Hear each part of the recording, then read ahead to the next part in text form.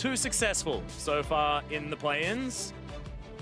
Laning experience hasn't been the greatest, but that is going to be LeBlanc locked in for Null.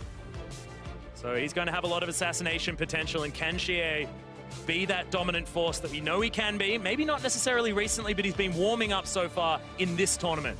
You have to cast your mind, of course, back to when they last played Jace in this tournament. Xie did have a decent showing. That's true. They were able to get the victory there. Team WE yet to lose a game at Worlds Play-ins. Looking fantastic. Jace is still one of those few champions. He's going to go towards the Ignite that can hard pressure his lane, but can also roam incredibly well and have super strong ganks. But when you've got the Ignite, its expectations are just try and control that 1v1 a bit more. Yeah, the intense poke with the accelerated shock blasts as well will mean that WE can set themselves up for sieges, and then if Young Generation want to come at them in any sort of engagement, then they just throw down an explosive cask or a monsoon or a bramble smash or anything they want. They can even smash it back with the big hammer that Jace does have available to him. So as far as disengage is concerned, they're absolutely fine. Plus, Xayah loves it when you come towards her. Absolutely. If you're walking towards a Xayah, then you're potentially working towards the win conditions of that team, especially when they've got the Janna protecting it, the Gragas protecting it, Maokai also able to help with disengages or get those big flanks off. Young Generation, however, when you look at their team composition, Lee Sin Galio, Rakan Galio, all very good wombos, very much applicable wombos that they're able to put into play here up against the Team WE comp. Yeah, not to mention the fact that they have disengage options as well in the Buster Shot, in the Dragon Rage kick, and then Nocti able to get there and help out. So I do like what Young Generation have put together, and I know I've been focusing a little bit, but WE not necessarily having the damage range could be dangerous. Yeah, it could be. Xayah and Jace, very low-range champions. LeBlanc's chains will be... I'm more like damage range in Magic and Physical. Ah, yes. Just said it real bad. I'm yeah, sorry, okay. Rusty. No, I'm with you now. Either way, it still all applies. That's true. Yeah, but the amount of physical damage, that's true. If you've got a Galio that can stack one form of resistance, then it's a very happy Galio. Does prefer to be stacking the magic resist, but yes, still is going to be totally fine. You can do both. You scale with levels when you've got a magic shield, so I'd argue that perhaps even just stacking armor is the better way to go, especially as a top laner. It might just be a Spectre's Cow straight into the Righteous Glory. Well, I like it from Nocti. He's actually going to start off with a refillable potion and the Dark Seal. Double Dark Seals, in fact, coming out from Young Generation. So they liked it in the solo lanes, and they put rings on it. And Dark Seal Galio top lane is abstract to me. I can understand what it wants to do. I like the word abstract. It can increase the amount of healing he'll have in his lane, but it almost means that he will acknowledge his lane isn't going to go all that well. Doran's Ring for extra mana return, killing minions, could help with using spells to clear waves, but it seems that he just wants to recall early. Just wants to try and trade with 957, use his teleport to get back to lane and sustain through that for an extended period of time. Ultimately, 957 just standard with his Doran shield, does not want to die. Yep. And once again, late ward on the red buff here for WE. Want to know exactly where Venus is going to be starting, and they're going to know that the blue buff was the desired location. See how these lanes end up working out. Xie going to miss his third CS, so probably but so did Null. Oh god, okay. That was a really good trade. Incredible trade, actually. That's what Jace can do in the early levels, Rusty. How do you see this mid lane going, of course, as a mid laner formerly yourself? But Jace just has a pretty good time into LeBlanc, unless the chains connect. It's all about skirting around. What was Mystic, that? Speaking of skirting around, that's the go-forwards approach. Make sure that skill shots do not connect. Well, that is the kind of trust you want in a relationship, you know? Rakan launches himself at Xayah, just doesn't really mind. It's okay, babe. You can just head past. Is that how they get talk? Some free autos. I'm not entirely sure, to be honest. Xie, there you go. Stunned, so it's going to be claimed back here by Null. Much better trade. One of his potions. One difference as well is the biscuit that you're seeing from Jets. These two. That was a flash and a heal. Yeah. Big Crow now in trouble. It's Mystic, a lot of respect is being given to this Xayah. You know, we haven't spoken about it in great detail, but since we are looking at it, Mystic on Xayah is one of those incredible players. He has watched and played a lot of it in the LPL, and he also learnt the hard way by being beaten around with Xayah. There's a couple of really cool interactions that he's capable of doing. The Flash E, where you can return the blades and redirect them by flashing, is something that Mystic is a big fan of, because it killed him when he tried to 1v1 another AD carry in the league. And now he uses it all the time. Well, you know, if it takes you down, Seems like something you'd want to utilize. The thing that I really, really like from Mystic is he's adapted to the speed of the grand entrance out of Pallet so incredibly well. You saw it just walks out of the way, and now that the movement speed isn't as high on that ability, you can just dodge it by walking. Will mean that Pallet's going to have to really up that aim. Get himself able to land those. I think usually now with the new Rakan, it becomes less speedy when you have the boots upgrade.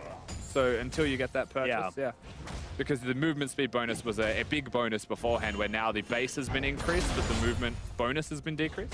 100% to 30% as far as your additional movement speed, I believe, off the top of my head.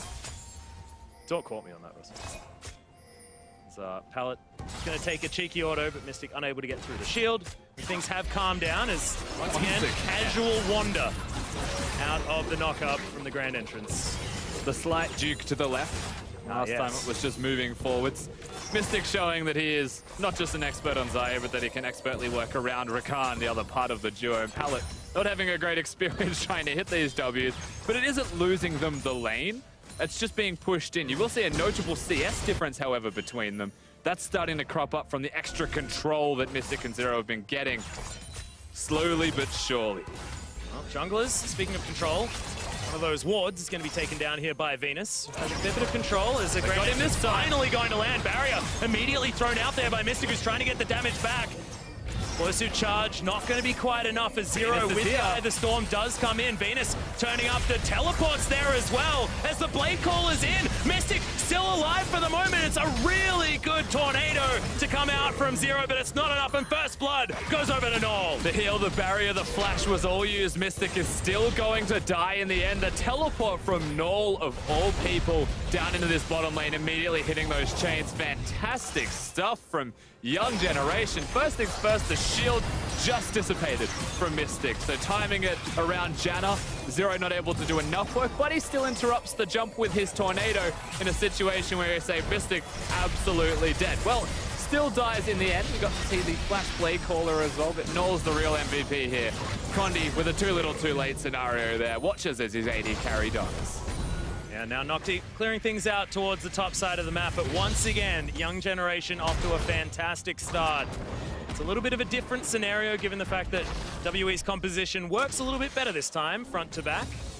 But any sort of lead against a team that does have a high index on one type of damage is certainly fantastic, because it's not like it's going to be difficult getting your tanks to itemize against these carries who do want to get themselves decent leads. Yeah, and the LeBlanc also picks up the kill, which is very handy. It means the Seeker's Arm Guard will be collected in the middle lane for Null, up against the Jace, who goes for lethality as the first item. So early armor for the LeBlanc will do wonders for the laning in the 1v1. Very nice for Null to have up against Xie, who has been doing fine up until this point. Casual hallucination just hangs out underneath the turret, as you can see. And the blue buff going to be scattered out here by Nocti. Does notice that hasn't been taken just yet. Nocti does love his red side top laning. He always goes towards the enemy blue buff. He does it rather efficiently from what we have seen of him so far. Cho'Gath stealing away blues and the like. Yeah, just trying to pick up this farm underneath the turret. You can see Null able to do a lot of burst damage. He can get that shatter off. Starting to harass him out. Darksteel not with a refillable potion, however, for Null, so maybe money inefficient when it comes to the potion spending. True. But so far, so good at recuperating what was happening in this middle lane very early on. Dangerous thing now, Big Cora actually going back with about perfect gold to buy BF sword, that he now doesn't have any potions to speak of, so a lot of that damage will be sticking. This Pallet can actually get these gleaming quill heals off. She does, at least that time. And Mystic on the opposite side have the Cull and 2 long swords to be seen from him, knowing full well that he just wants to farm up an extra 100 CS and make that Cull efficient. Up until that point, the BF sword should be stronger for AD trades. Oh, got another engagement. Yeah, really good. Howling Gale comes in from Zero just to get that disengage happening, and Eye of the Storm's going to keep Mystic healthy. Condi needs to be careful, actually. Here his entrance comes in as Venus kicks back Condi, and my god, That Q went a long way, Noel, and he's going to make himself 2-0 now. The mid laner that Young Generation get behind is really starting to take off. Double buffs with the 2-0 is very dangerous for LeBlanc to have. Jace Yeah, just leaves. Gonna have a pretty rough time with him. May just try and trade from the bush if he walks predictably, which is not, but there he is. Oh, this face check is not what you want, and Chie just ends the life of Noel. The Ignite's enough to do it, and that's the double buffs transitioned again. And I can't stress how clean that was from Chie as well, using the perfect Jace combo the way that you should execute on that combo, speeding up his auto attack, switching into hammer form to get 3 quick taps out in the duration of the Ignite, knowing there was no W for Noel. Doesn't even flash to safety. He's just dead. Straight up dead. And now, double buffs in the hands of Chie instead. Has himself a 10 CS lead at the same time, and my goodness, that may have actually just saved what could have been an incredible snowball from Young Generation to start this game off. It's one of those moments where you see him walk around to the bottom side of mid, not phased by a LeBlanc clone in this case, but you're not too sure why he was there, and suddenly Noel's walking in that direction and just kills him. Almost unexpected as to why he was there in the first place. Condi, we get to see how he dies. Of course, he was on a ward. Now, he could have smoked the blue buff on his way out, may have survived, but he flashes out, doesn't get the smite off. Noel will pick up that kill. Now we get to watch as Chie. Watch for the combo here. The amount of buttons that he has to press in such a short duration. You can see the empowered auto attack speed as well. Very clean coming out of the mid laner of Team WE. Yeah, hopefully we can get the button tracker like we've been seeing from LoL Esports on Twitter to show exactly what was being pressed. There's Chie once again going to cheat towards the bottom side. The Raptors are being taken here by Condi, who's had a relatively slow game. Yeah. In contrast to what have been pretty fantastic performances so far this series. If we're comparing the last game to this one, this is one of the slowest games you've seen from Condi.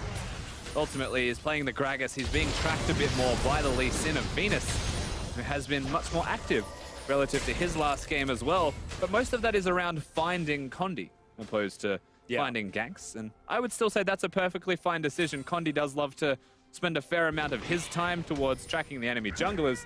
Well, the shoe's on the other foot. Kitty. Not going to find Nocti, but at least 957 now knows exactly what's going on as he just gets bramble bashed backwards. Iteration was a little bit unintentional, but he didn't mind it.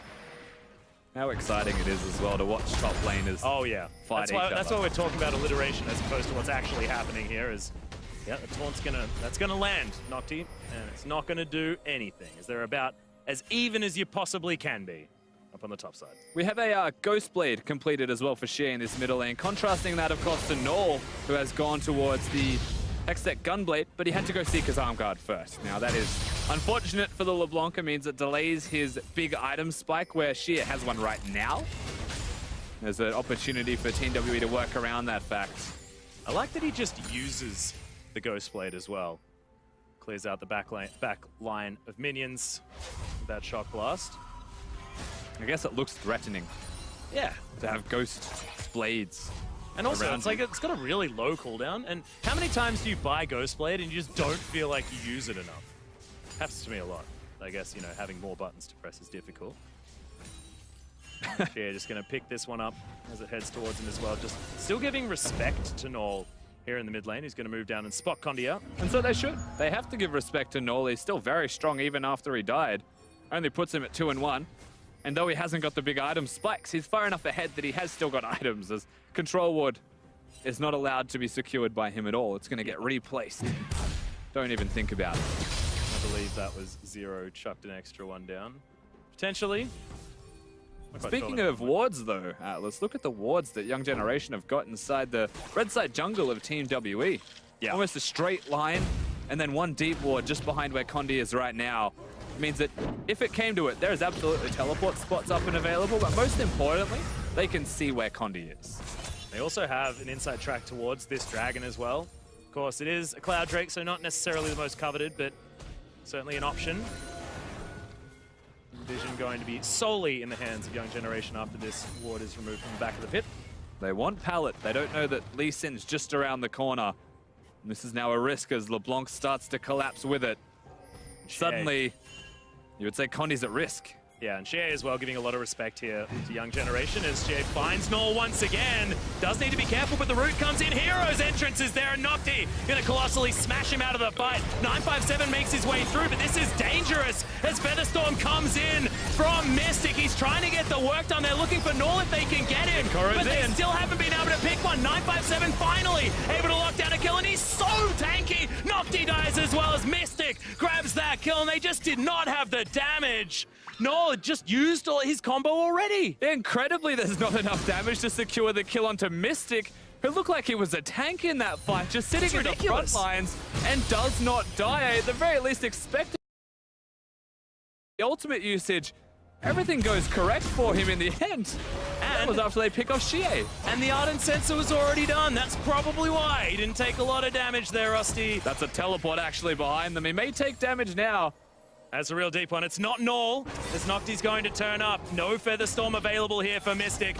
Does have his flash, though, and gets himself to the right side. But Null turns up in the end, close to falling. But is able to lock that one down, and thankfully, the Young Generation, it's Big Crow that finally finds himself a kill. Still makes it closer than it should have been, but Young Generation, they're able to go down to bottom lane with the teleport, stay down at bottom lane with that teleport. I would assume they're just going to keep going, take down this structure. Null is the only one who leaves. Condi, you saw him, he was looking at the Rift Herald. They're probably going to take that as a trade, but first turret still very much worth for Young Generation. Yeah, 800 gold now, the leaders. Let's have a look at this fight once again and see exactly what went wrong here for Young Generation, because it looked good to start things off. Yeah, big kill onto Shea, but a lot was used to secure him. The Flash ultimate, Nocti's ultimate as well. This is the taunt that gets dodged by Mystic. He's then charmed, he's knocked up, and you're like, all right, he's dead. But he's not dead. He's actually walking towards Null while using the Blade Call in the opposite direction. And then you've got Zero's heal, Mystic getting shields on him as well, the Ardent Sensor, massive amounts of it. The fact that in the middle of a team fight, he's able to see the primary target whilst being attacked by a million people. And also stand in a monsoon for the entirety of the time as well. That's the real scary part, because Zero was untouched. Ardent Sensor's one hell of an item. Yeah, I thought you were going to say a different word to close that sentence out, but exactly right. Righteous Glory now completed here for 957, as Null still has to be respected. It's a Bilgewater Cutlass utilized, shot with a knife. Doesn't feel great. Pallet's also gone for a very different build on his Rakan. Opposed to committing to the Ardent Sensor as a rush, he goes for the Sight Sign and Boots of Mobility. Yeah. So he's going to be moving quickly. He's got the Aether Wisp with it. He's got the Sight Stone for extra vision if we're going to contrast that to what Zero has been placing. But he has a Lee Sin on his team. There's a chance there was already going to be a lot of vision to place down. I feel like Condi's been supplementing at the very least for Team WE. Well, another turret is going to fall down as WE grab two, heading down the bottom side. In response to just the one, the Young Generation were able to grab on the top side of the map. Just shows that this game, WE do have that tempo advantage. Backs had to come out immediately, the big Koro. And ultimately, why we mention Rakan's build is because he's not going to spike nearly as strongly as Zero is in the current moment. We just saw a team fight happen. Zero had spiked before the fight broke out. Pallet still did his job, but Zero's job is far more significant because it augments the rest of the team. Mystic carries because Zero allows him to carry, where Pallet just engages and hopes that the team can back him up. And it's also just being able to get a fully channeled Monsoon, especially at that stage of the game as well. Zero had only just about ticked over to the level 6 mark with an Ardent Sensor. You have a little bit more of that AP as well, that a lot of the time, I mean, I know personally, you know, from a lot of experience commentating Janna games before Ardent Sensor was a thing, Monsoon was used often as disengage, things like that, not necessarily as heals, and that was doing a lot of healing. It's why it felt like Young Generation just didn't have as much damage as they should have. Now WE able to pressure them away from this outer turret in the mid lane, just nothing that they could do. And still set up Team WE with 4 control wards that can still be placed down wherever they choose. Mystic now placing his one. There's no Baron to look at just yet, but already a semblance of wards starting to be built around the area. Because the river, very important part of Summoner's Rift that WE want to maintain. Young Generation are still warding decently well. They are still pressuring decently well. This will reset if Lee Sin goes. Yeah. Then it's just going to head back out, and Condi waits for his buttons and bonks the Brambleback on the head. Hello, Big Koro. Yeah. So I was looking at Null saying, yeah, okay, now with the Gunblade, he's going to be doing a lot of damage. Xie as well just needs to land one EQ and they're dead. And meanwhile, of course, Mystic has been the split pusher for the team. Sitting bottom lane, now back towards the top side. They'll get 2 easy turrets for themselves. Team WE are playing this one out slowly, but it's working as they require. Young Generation, we've seen very good things from them through this series, but we're yet to see all of these good things culminate into a complete game. They have to do it now. Well, I find it so strange, right? That now that Zero has stepped in instead of Ben, WE look so much cleaner. When, I mean, I'm thinking back to the Zero I used to know, and he's the one that, you know, plays Thresh, builds a QSS, and here we go Guardian Angel, you know, all that sort of stuff. He's normally the one doing the crazy things, whereas currently seems to be the voice of reason and able to control them through an incredible team fight to start this one off. A lot changes in some time when you are gone, Atlas. Yes, I know. He no longer builds Guardian Angels, QSS as Thresh support and just runs around trolling, but wins the game ultimately because he's just that good at League of Legends. He now plays to win. He builds Ardent Sensor. He's a changed man. He is a changed. Born again support. Well, Mystic does have his Phantom Dancer completed. Haven't seen a lot of these. Seen Static Shivs and Rapid Fire Cannons as more notable options, but Mystic does want to get in there, start this fight off. I like that. Little bit lower range. Wants to be able to go toe-to-toe with some of these carries from Young Generation. Yeah, it means that they'll be trying to assassinate him. He's gone towards the Phantom Dancer because they can actually attack him aggressively and burst him in one hit. As long as he doesn't die in one hit, he knows that he'll have a Janna to protect him through the remainder of that team fight. So when you're against the LeBlanc Elise Sin, people that can kill you in one hit effectively, you can hit them first and just constantly trade aggressively and forwards, which is what Mystic needs to do. And by doing that, he actually reduces their damage. So it complements the LPL play style, let's say, building a Phantom Dancer. And also having an Ardent Sensor as well. Zero is going to be in his back pocket the whole time. The more you hit people, the more health you are getting back. That change, not yet to come in. And Xie completed his second item as well. So Black Cleaver done. 30% CDR for the Jace feels fantastic. See what he's going to go towards next, whether he's going to head towards something like a GA. We're going to continue on the lethality train. Wouldn't mind either, to be honest. Yeah, I mean, he could commit towards more lethality. Duskblade is usually a good choice. It is almost a surprise that Black Cleaver's going to be his second item. He just missed that. Oh, he did, and he is just going to get jumped on by everyone. He's like, why? I threw him a shock blast. Should have found everything as teleport. He's actually going to come down as well. They're committing to this fight massively. Good Monsoon to try and mix this one up as the hero's entrance comes in. Nocti is a massive body in the middle of this fight as Null is going to fall down in the end. That first pick onto Xie happens every single time, but it's still going to be a relatively close battle. There's the pedestal on the fight from Mystic. Wants to find more as Nocti's in trouble. Pallet, the first one to go down. Nocti gonna be the second as Mystic calls back the blades. And the twisted advance from 957 says, Vetus, you ain't going anywhere, and this should just be another one for the AD carry of WE. Cool guys don't look at explosions and they lock it down. Doesn't even look, just turns around, knows the kill is his. Zero is dead. Mystic does not care. He's still going to be aggressive. He's still going to win the rest of the team fight. Incredible performance coming out of Team WE. Big Koro, no chance of doing damage. And WE say, you know what, this is a great opportunity to just go straight to the Baron. But there's a teleport from Null. They want to stop this if they can. Well, we do have only one smite on the map for now. Xie has set himself up. Koro does have to be very careful. Buster Shot immediately used as the Baron's down very low. Condi just going to find that smite button. This will be absolutely fine, and WE block it down. It's quite a few Barons in a row now, Rusty, and they are in control of the series and definitely this game. Feels like nobody's going to be able to stop Team WE from doing Barons. But remember, this starts with Xie completely caught out of position. Venus uses his ultimate. Now, the rest of the fight happens. Pallet's engage is sick.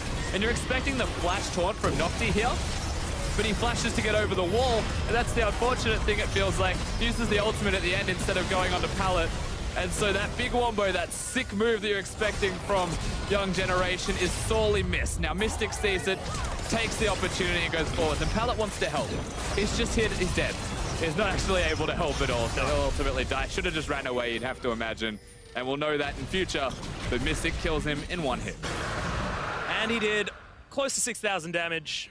in that last fight as well. Gigantic numbers being put up, and this is why Desire is so incredibly respected. You ban Desire. That is the game plan against Team WE. I think Shie was the MVP, though. He initiated that fight like no other. It was a setup. Yeah.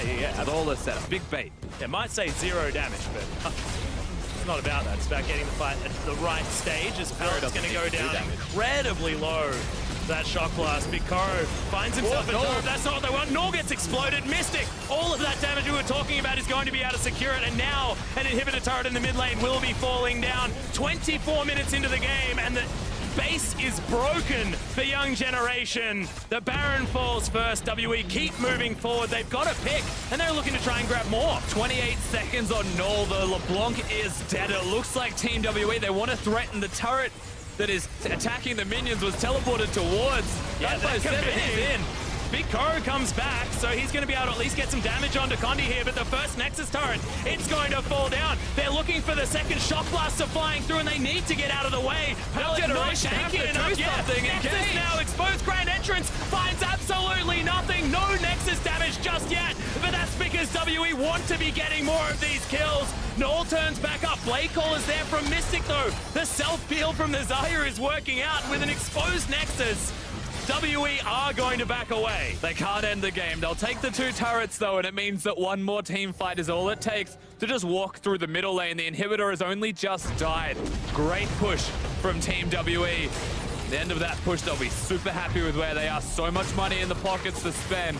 They are well and truly set up for success, and this is a team composition that should be picking people off so readily and making it work so easily. Yeah. And also, I mean, we mentioned when the Jace was locked in that they do need to try and get advantages as quickly as possible with the fact that this comp can be itemized against quite efficiently. And that's certainly what they've done. The Baron buff now still with about 30 seconds to go, and they'll be able to push super creeps towards an exposed Nexus available. The 3 items for Mystic are completed as well. You're watching Shie and you just see a Storm Raiders proc surge. Immediately you look to the right of your screen and note that Big Koro found the other end of that shock blast. Team WE time as well. Here they go. Grasp. Yeah, they're looking to try and break open another section of the base. Nocti stunned up. He's a tank, but he's just not that tanky against all the damage that WE have, and he's forced back to the fountain. An inhibitor is going to fall down, but you may as well just head towards the Nexus. 26 minutes into this game. It's game number 3. This is WE looking to secure their spot in the round of 16. They've been touted as the #1 team in China, and honestly right now, they look absolutely stunning. Shie grabs the kill. Venus is dead. Celebratory frags coming in for Team WE as the Nexus, the last to fall. Dominant victory.